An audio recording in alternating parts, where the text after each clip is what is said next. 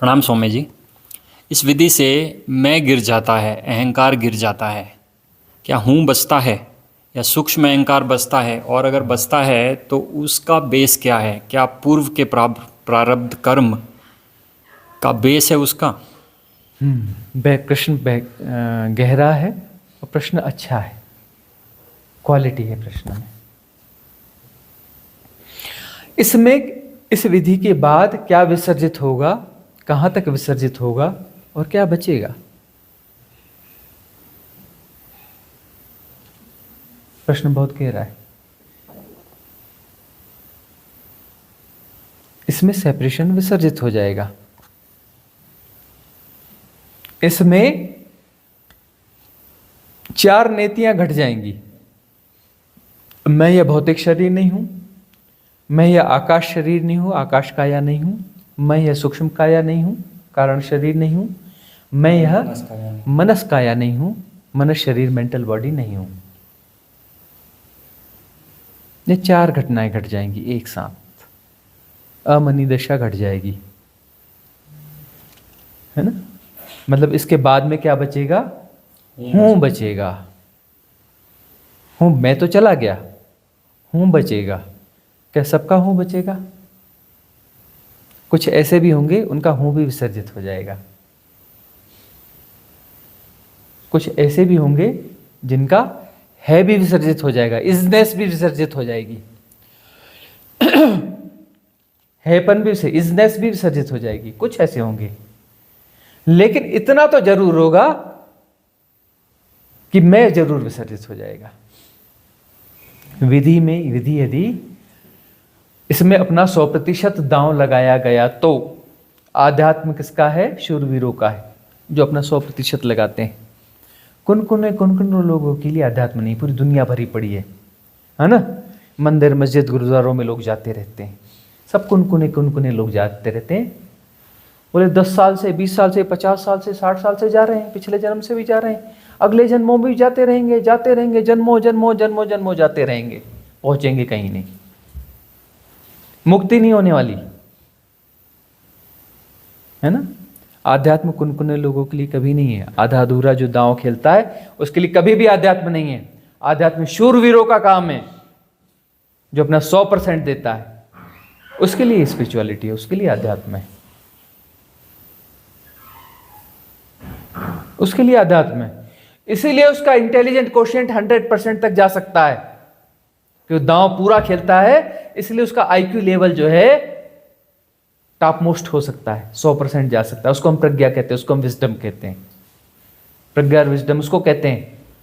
नहीं तो कुनकुने ज्यादा ज्यादा आइंस्टाइन बनोगे। 15%। आईक्यू लेवल कितना था उसका? 15%।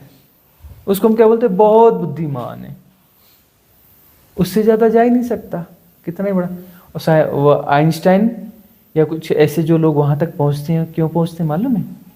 कि उनका व्यक्तित्व तो बड़ा सरल होता है, सहज होता है, उनका ईगो बहुत कम होता है ना।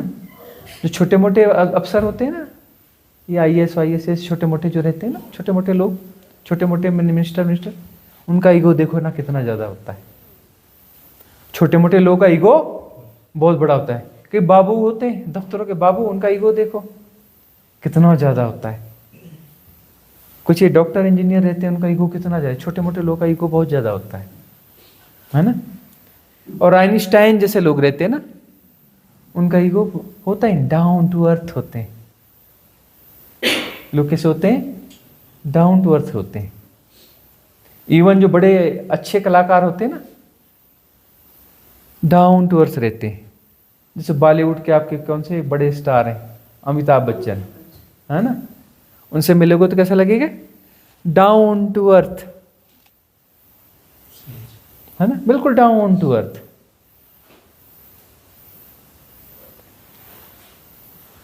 जो सच में थोड़े होते हैं ना, कुछ थोड़े भी बेहतर होते हैं, वो डाउन टू अर्थ होते हैं। तो जो है आईक्यू लेवल 100% तभी होगा जब दांव 100% लगेगा। तो मैं तो मिट जाएगा, हूं बच सकता है। और बचेगा इसलिए कि कर्म प्रारब्ध कुछ ज्यादा है। लेकिन मैं के विसर्जित होने के साथ में बहुत सारे कर्म प्रारब्ध विसर्जित हो जाएंगे। विधियों की ताकत होती है, समझ लो, सुन लो, कान खोल लो, जाग जाओ। विधियां यदि कारगर विधि है, दांव लगाया, ठीक से अप्लाई किया, तो आपके बहुत सारे कर्म प्रारब्ध वहीं पर उसी समय विसर्जित हो जाते हैं। विसर्जित होते हैं तभी तो स्टेज मिलती है। वह कर्म प्रारब्ध का मतलब क्या होता है? कर्म प्रारब्ध मतलब एक प्रोसेस है, एक एनर्जी प्रोसेस है। कर्म प्रारब्ध का मतलब है एक एनर्जी प्रोसेस है कि आपको कुछ जीना था, ठीक से जिया नहीं, कुछ करना था, ठीक से किया नहीं, कुछ एक्सप्रेस करना था, ठीक से किया नहीं, तो सबकॉन्शियस माइंड पे उसका एक पैटर्न बन गया, मुझे फिर से चाहिए। इवन आप ये देखो कि कोई मिठाई खाई, आपको पसंद आ गई, तृप्ति नहीं हुई। तृप्ति क्यों नहीं हुई? क्योंकि मन भर के भी नहीं खाई, एक बात और, मन के रहते हुए खाई, मतलब मन बटा हुआ था। मन का मतलब जो बटा हुआ है, जो द्वंद्व में है, डुअलिटी में, तो वहां जो है मन बटा हुआ न हो, है ना। मन बटा हुआ न हो मतलब जब आप उस मिठाई को खा रहे हैं तो मिठाई खाना ही हो जाए, साक्षी वहां परिपूर्ण हो, वहां पर कोई द्वैत न हो। उस मिठाई को जब अपना सहजता से वननेस में उस मिठाई को यदि खाया जा रहा है, वहां मिठाई खाना ही है और कुछ नहीं है, कोई नहीं है वहां पर, तो वहां पर क्या होगी? परितृप्ति होगी। परितृप्ति होगी तो बात खत्म हो जाएगी। डुअलिटी है, मन कहीं और भी लगा है, आप खाते खाते भी देखना मन इधर जाएगा, उधर जाएगा, इधर उधर उलझा रहेगा, तो तृप्ति नहीं होती। पेट भर जाता है, तृप्ति नहीं होती, तो उस मिठाई में मन फंसा रहेगा, और उसके बाद में अगले दिन और ढूंढोगे, अरे मिठाई, फिर और ढूंढोगे, फिर कुछ वो मिठाई, अरे वो वाली फलानी मिठाई, वो फलानी मिठाई, बार बार उसके पीछे पड़ोगे, वो मिठाई देखोगे, उसके पीछे भागोगे। क्यों? तृप्ति हुई नहीं, क्योंकि जब उसे ग्रहण किया जा रहा था तब द्वंद्व था, मन था। मन का मतलब ही द्वंद्व होता है, डुअलिटी, दो में भाट, मतलब बहुत सारी जगह इन्वॉल्वमेंट था, बहुत सारी जगह इन्वॉल्वमेंट था, सहजता नहीं थी। यदि बहुत सारी जगह इन्वॉल्वमेंट न हो तो क्या होगा कि वह जो है वहां पर हियर एंड नाउ में क्या होता है? परमात्मा बड़ा स्वादिष्ट होता है, परमात्मा बड़ा स्वादिष्ट होता है, चबा चबा के आनंद लेके खाया जाता है। परमात्मा बड़ा आनंद लेके खाया जाता है, अन्न ब्रह्म हो जाता है। हमें थोड़ा छोटा लगता है, अन्न ब्रह्म हो जाता है ना, बात थोड़ी छोटी है। अरे परमात्मा जो है, परमात्मा को स्वाद लेके चबा चबा के खाया जाता है, निमज्जित कर लिया जाता है, और परमात्मा और मैं दोनों गायब हो जाते हैं, एक ही बचता है, वननेस आ जाती है ना। कोई इम्प्रिंट बनेगा, डुअलिटी में इम्प्रिंट होता है। इम्प्रिंट दो, इम्प्रिंट का मतलब दो, द्वैत, विभेद, जहाँ एक ही है वहाँ कोई प्रिंट नहीं बनता, कोई इम्प्रिंट नहीं बनता, कोई ब्लू प्रिंट नहीं बनता, कोई प्रिंट नहीं बनता, मतलब सबकॉन्शियस माइंड में कोई रिकॉर्ड नहीं बनता। रिकॉर्ड नहीं बनता तो कोई कर्म प्रारब्ध नहीं बनता। होश की साधना, होश से जियोगे तो नया कर्म प्रारब्ध नहीं बनेगा, और पुराने जो कर्म प्रारब्ध हैं उनकी क्लींजिंग तो करनी पड़ेगी, होश से ही करनी पड़ेगी। होश में रहोगे तो पुराने कर्म प्रारब्धों की क्या होगी? उदीर्णा होगी। वह सबकॉन्शियस माइंड से निकल के सरफेस पर आएंगे, कॉन्शियस माइंड में आएंगे। उसको क्या बोलते हैं? उदीर्णा। उदीर्णा तो होती रहती है, विचार चलते रहते हैं, होते हैं, लेकिन उदीर्णा के साथ में क्या होता है? सबकॉन्शियस माइंड बेहोशी में आपके कॉन्शियस माइंड को भी हैक कर लेता है। कॉन्शियस माइंड कितना? जरा सा, सबकॉन्शियस माइंड बहुत बड़ा। इस युग में तो ज़ॉम्बीज का युग है, हाँ? बहुत सारी इंफॉर्मेशंस हैं, बहुत ज़्यादा डेटाज हैं, और इंफॉर्मेशंस और डेटाज को इकट्ठा करके बोलता है मैं ज्ञानी हूं, जबकि वो कौन है? आदमी बचा ही नहीं, मशीन बची। वह तो zombies, super robo, super computer, आदमी तो है ही नहीं, आदमी तो गायब हो गया। आदमी जैसा दिखता है, आदमी है नहीं, डेटाज भरे हुए हैं, इंफॉर्मेशंस भरी हुई हैं, अपने आप को ज्ञानी बनने का दम्भ भरा हुआ है ना। Zombies, abnormal beings, abnormal beings का युग है। पहले भी पागल थे, कम पागल थे, है ना। इस डेवलपमेंट के साथ सब महापागल हो गए। ये धरती पागलों की धरती पहले से ही है ना। पागल ही रहते हैं, पागलों की धरती है। पागल है तभी तो फंसे हो सेपरेशन में। वही तो हम रामानंद महाराज की कथा कहते हैं। हाँ, ओंकारेश्वर वाले रामानंद जी महाराज और हम एक जगह बैठे थे अमरकंटक में। तो वो कहते हैं महाराज, हमसे कहते हैं महाराज सुनो, आप भी मूर्ख मैं भी मूर्ख। रामानंद जी महाराज हमसे कहते हैं महाराज आप भी मूर्ख हम भी मूर्ख। महाराज हम बताओ पूरा आगे का विस्तार खोलो। उन्होंने कहा आप भी यहाँ बैठे हो हम भी यहाँ बैठे हैं, ये मूर्खता का प्रमाण है। अरे भाई हम सेपरेशन को जी रहे हैं, जन्म हुआ है, सेपरेशन पूरा विदा नहीं हुआ है, मतलब मूर्खता तो है तब तो ना, जन्म मरण में फंसे हैं। यहाँ हम बैठे हैं इस बात का प्रमाण है कि हम मूर्ख हैं। इस सेपरेशन बचा रहा होगा ना, कुछ आग्रह बचा रहा होगा ना कुछ बीमारी बची रही होगी। बीमारी तो सरवाई होती है ना, सरवाई कौन करता है? बीमारी। हाँ, बीमारी नहीं तो आगे जाके जन्म लिया ना, एबनॉर्मलिटी ने तो जन्म लिया ना। एबनॉर्मलिटी होती नहीं, गांठें होती नहीं, निर्ग्रंथ होते तो कैसा जन्म कैसी मृत्यु, जन्म मरण का खेल खत्म ना हो जाता। तो बात तो बहुत पुरानी है, बहुत पुरानी घटना है। हम युवा थे, बिल्कुल नवयुवक थे हम। बात तो भीतर घुस गई रामानंद जी महाराज की। हमने कहा महाराज बात तो 100% की है, बात 100% की है कि हम मूर्ख हैं तभी तो जन्म लिया है। मूर्ख हैं तभी तो जन्म लिया है, नहीं तो जन्म होता कैसे? ये हमारी मूर्खता का प्रमाण है कि हम सेपरेशन को जी रहे हैं। तो सेपरेशन यानी क्या? प्रोसेस। सेपरेशन एक प्रोसेस है, हमारी मूर्खता की प्रोसेस है। जिन चीजों को हम ठीक से नहीं जी पाए, ठीक से नहीं भोग पाए, बेहोशी में रहे, द्वंद्व में रहे, हम उसको फिर से जीना चाहते हैं, रिलीव करना चाहते हैं। क्या करना चाहते हैं? रिलीव करना चाहते हैं। फिर से मिठाई खाते हैं।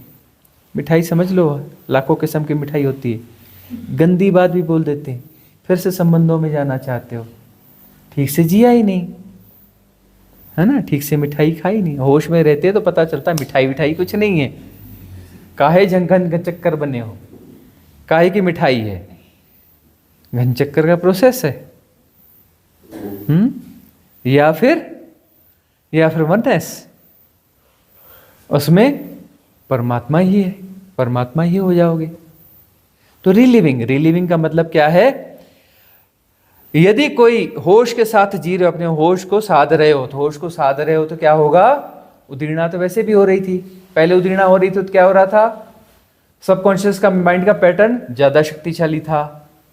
कॉन्शियस माइंड उनिंदा, तो उसने पहला क्या काम करना है? सबकॉन्शियस माइंड के पैटर्न ने बचे हुए कॉन्शियस माइंड को हैक करना है, हैक करके ऑपरेट करना है। बेहोशी पूरी हो गई, बेहोशी में सारे काम चल रहे हैं। जो थोड़ा मोड़ा होश था वो भी हैक हो गया, है ना। ज़ॉम्बीज़ का तो बहुत जल्दी हैक होता ही 2-3-4% है कॉन्शियस माइंड। 96-97% क्या होता है? सब कॉन्शियस माइंड होता है। किसान मजदूरों का होता है 12-15% कॉन्शियस माइंड। ये पढ़े लिखों का नहीं होता, पढ़े लिखे तो ज़ॉम्बीज़ होते हैं, जो ज़्यादा टेक्निकल होते हैं ना, ज़ॉम्बीज़ होते हैं। होश इनके पास कहाँ, इतनी अकल कहाँ होती है? अकल तो थोड़ी उनके पास होती है, किसानों मजदूरों के पास थोड़ी होती है, थोड़ा होश उनका ज़्यादा रहता है ना। इसलिए कई बार वो उनकी फिलॉसफी सुन लो किसान मजदूरों की। हमने कविताएं लिखी खेत की मेड़ पर बैठकर, हाँ, बड़ी पब्लिश हुई, बड़ी पॉपुलर हुई थी वो। हमने जो है उन्हीं अनुभवों के आधार पर कविताएं लिखी थी। हम जंगलों में रहे हैं, गाँव में रहे हैं, उनके साथ रहे हैं, मजदूरों के साथ, किसानों के साथ। कुछ किसान मजदूर हमें जो है उनसे जो बात हुई तो अनुभव हमें इतने अच्छे लगे वह कि वह जो हमने उकेर दी, उन अनुभवों को कागज पर उकेर दिया, कविताएं बन गई। कविताओं को उस समय में हम अखबारों में छपते रहे, आकाशवाणी में, रेडियो में आती रही। युवा थे तब हम रेडियो टीवी पे आते रहते थे, अखबारों में छपते रहते थे। तो क्या है, उदीर्णा तो होती है। यदि होश की साधना है तो उदीर्णा होगी। हम होश को संभाले रखेंगे, उदीर्णा जिस चीज की होगी वो दिखेगी, वो पैटर्न दिखेगा। पैटर्न को हम देखते रहेंगे। पैटर्न को हम क्या करते रहेंगे? देखते रहेंगे। कैसे देखेंगे? सम्यक दृष्टि से देखेंगे, समता के भाव से देखेंगे। उस पर हम रिएक्ट नहीं करेंगे, उसको हम एनालाइज नहीं करेंगे, उसको समझने की कोशिश नहीं करेंगे, उसको हम बांटेंगे नहीं, कैटेगराइज नहीं करेंगे। एज इट इज जानते रहेंगे। यही तो प्रैक्टिस कराते हैं ना हम आपको। No as it is, don't react, don't analyse, don't try to understand, don't define, don't categorise. करने वाले सब बिगाड़ देते हैं, बिना किए सब ठीक हो जाता है। समता के भाव में प्रतिष्ठित हो जाओ, समता पूर्वक जानते रहो। होश कुछ करता नहीं है, साक्षी अकर्ता है। साक्षी अकर्ता है, कुछ नहीं करना। जो हो रहा है जानते रहो, उदीर्णा हो रही है जानते रहो। सिर्फ जानते रहना राइट रिलीविंग है, सूत्र है, सूत्र महासूत्र है, नोट कर लो। क्या? समता पूर्वक जानते रहना राइट रिलीविंग है। और जब तक उसे राइट रिलीविंग न किया जाएगा, जो पैटर्न, जो वासना दबी हुई पड़ी है, जो दमन है, जो सप्रेस्ड चीजें सबकॉन्शियस माइंड में, सबकॉन्शियस माइंड का मतलब यह है सप्रेस्ड चीजें, जो भी सप्रेशन है, जो भी दमन है, वो दफन हो गया है, उसको बोलते सबकॉन्शियस माइंड। सबकॉन्शियस माइंड, अवचेतन मतलब जिन चीजों को ठीक से नहीं जिया गया वो अंदर दफन हो गई, तो उनको फिर से जीना पड़ेगा, ठीक से जीना पड़ेगा। तो जो भी उदीर्णा हो, अरे ये क्या विचित्र चीज आ गई, अरे पता नहीं कहाँ का क्या आ रहा है, रिएक्ट नहीं करना, पागलपन नहीं करना, अपनी दो कौड़ी की बुद्धि नहीं लगाना। जो हो रहा है होने देना, एक्सेप्ट एज इट इज, जैसा कि तैसा स्वीकार करना, एनालाइज नहीं करना, ज्ञानी मत बनना। ज्ञानी गड्ढे में गिरता है, ज्ञानियों की मुक्ति नहीं होती, याद रखना। ज्ञानी गोल गोल चक्कर मारते हैं, जन्म मृत्यु। ज्ञानी नहीं बनना, समता में प्रतिष्ठित रहना। जो हो रहा है उसको जैसा का तैसा जानते रहना। जानना, जानते रहना मतलब प्रयास नहीं, एफर्टलेस नोइंग। जाना जा रहा है, करता तो है नहीं, साक्षी तो करता नहीं होता, जो करता है वह साक्षी नहीं है ना? कोई डूअर नहीं होता साक्षी। तो साक्षी यानी कि जो जैसा हो रहा है, जाना जा रहा है, उसे ही राइट लिविंग कहते हैं, उसे ही होश कहते हैं, उसे सजगता कहते हैं। तो वह जो उदीर्णा होगी और अपना स्वरूप वो प्रकट करेगा, उसे देखा जाएगा, वो अपना खेल खेलेगा, खेल खेकर उसकी निर्जरा हो जाएगी। निर्जरा क्यों हो जाएगी? उसने खेल खेला तो ऊर्जा खर्च हुई। भाई कोई भी खिलौना बैटरी वाला चलाते हो तो चलेगा, तो उसमें बैटरी खर्च नहीं होगी। जब उसकी बैटरी खत्म हो जाएगी तो खेल खत्म हो जाएगा, ठीक है ना? तो उसका खेल खत्म हो जाएगा। उस खेल क्यों खत्म हो गया भाई उसका? क्योंकि हम समता में प्रतिष्ठित थे, हम अपना खून उसे नहीं पिला रहे थे। वो पैटर्न यानी क्या है? फॉर्म ऑफ एनर्जी, है ना? और हम जो है, हम तो प्योर फॉर्म ऑफ एनर्जी। हमारी बीइंग क्या है? एनर्जी तो है। हमारी बीइंग क्या है? एनर्जी है। और अपना खून पिलाना हमने बंद कर दिया। सबकॉन्शियस माइंड के पैटर्न पलते कैसे हैं? हम अपना खून पिलाते हैं बेहोशी में, है ना? सबकॉन्शियस माइंड यानी बेहोशी। सबकॉन्शियस माइंड माने एक ऑटो सिस्टम है। ऑटो सिस्टम से हम अपना खून उन्हें पिला रहे हैं, उन्हें पाल रहे हैं। खटमल हमारे शरीर में हमारा खून पी रहे हैं, काट रहे हैं, तकलीफ दे रहे हैं, और हम उसको पुचकारते हैं, बेटा अच्छे से पी ले, भूख तो नहीं लगी? और भूख लगेगी, और पी ले बेटा, और पी ले बेटा, और पी ले बेटा। हाँ, इसको समझदारी बोलते हो? खटमल को बोलते हो बेटा और पी ले, और पी ले, बच्चे पैदा कर रहे हैं, और कर बेटा, और कर बेटा, और जगह है, जगह है, और खून है बेटा, और आ जाओ पी लेना, खून पी लेना। तो जो है फॉर्म ऑफ एनर्जी, हम जो है प्योर एनर्जी है, हमारा होना एनर्जी है, और अपनी एनर्जी कहाँ बर्बाद कर रहे हैं? इन खटमलों को पिला रहे हैं खून, है ना, सबकॉन्शियस माइंड के पैटर्न्स को खून पिला रहे हैं। तो उसकी उदीर्णा हुई, उसने अपना प्ले किया, और प्ले को समतापूर्वक जाना जा रहा है, मतलब फीडिंग क्लोज है, फीडिंग नहीं की जा रही, होश में फीडिंग नहीं होती, होश में फीडिंग नहीं होती। तो फीडिंग नहीं होगी तो वह डिसॉल्व हो जाएगा। कैसा हो जाएगा? डिसॉल्व हो जाएगा। फिर अगली उदीर्णा होगी। यही तप है। तप का मतलब क्या है? प्रतिष्ठित रहना समतापूर्वक। और ये सारा गेम होगा, होते रहेगा, होते रहेगा। शुरू में एक उदीर्णा होगी, बड़ा टाइम लेगा, टाइम इल्यूजन में फंसे हो ना, लेकिन एक उदीर्णा होगी ना तो टाइम इल्यूजन कहीं ना कहीं से थोड़ा सा क्षय होगा उसका। अगली उदीर्णा होगी, कम समय लगेगा।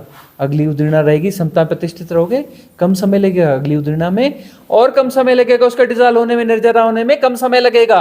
और धीरे धीरे धीरे धीरे एक ऐसी स्थिति आ जाएगी कि एकदम तेजी से होगा। हजारों लाखों उदीर्णाएं होंगी एक साथ, हजारों लाखों उदीर्णाएं होंगी एक साथ।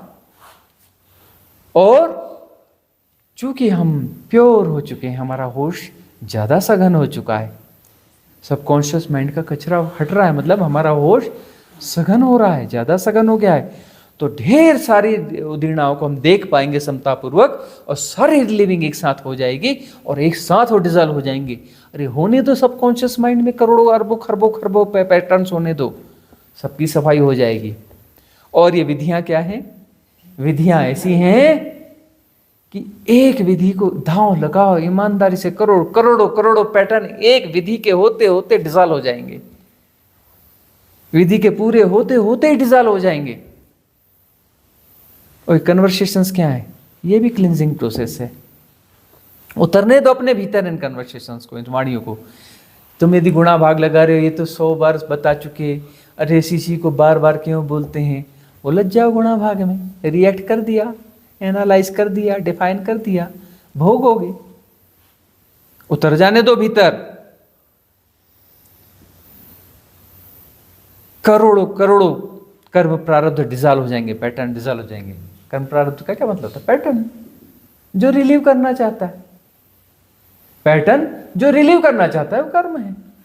ऐसे ही हूँ डिसॉल्व होगा, हाँ, और फिर है बच जाएगा, वह भी हो जाएगा, धीरे धीरे सब हो जाएगा। और वह हमारी त्वरा पर निर्भर करता है, वो हमारी त्वरा पर निर्भर करता है। भी कुछ दाव लगाना होता है, या मैं भाई दाव काफी होता है? नहीं, हूं में भी, वहां पर भी दांव तो लगेगा। हूं का मतलब है कि संकल्प अभी है, हूं संकल्प बाकी है, सूक्ष्म संकल्प बाकी हैं, उन्हें भी विसर्जित होना पड़ेगा। दांव जो है लगाते चलो, जहां तक लगा सकते हो लगाते चलो। एक्सेप्टेंस लाते रहो, जो भी है, जो विधियां दी जा रही हैं, इसलिए कहते हैं कि गुणा भाग न लगाओ। गुरु ने कहा ऐसा करो, कर गुजरो। गुणा भाग लगाते रहोगे तो 100% इन्वॉल्व नहीं हो पाओगे, क्योंकि गुणा भाग बीच में आ गया, ऐसा ऐसा वैसा कर ही नहीं पाओगे 100%, है ना। जो है कर गुजरो, जो गुरु ने कहा दांव लगा दो। बीच में बुद्धि नहीं लगाना, बुद्धि लगाओगे तो फंस जाओगे, है ना। जैन गुरुओं के भी वहां पर किसी ने, उस जैन गुरु ने कुछ कहा और जरा भी इधर उधर की बात कही, जरा भी कुछ किया उल्टा सीधा, उसे बोलते तू चित हो गया, तू मार्ग से चित हो गया, और एक डंडा मारते थे, निकल बाहर, भाग, आना नहीं लौट के यहाँ पे। बुद्धिमान है ना, ज्ञानी है, ज्ञानी की कोई जरूरत नहीं, खींच के डंडा मारते थे, लात मारते थे, कहते निकल यहां से, तू मार्ग से चित हो गया, आश्रम का दरवाजा तेरे लिए बंद। आया क्यों यहाँ पे? आधा अधूरा था तो आने की जरूरत क्या थी? फुल मिसबिहेव, खींच के डंडा और खींच के लात, आश्रम के बाहर, लौट के आना नहीं। सजग रहना पड़ता था शिष्य को, साधक को।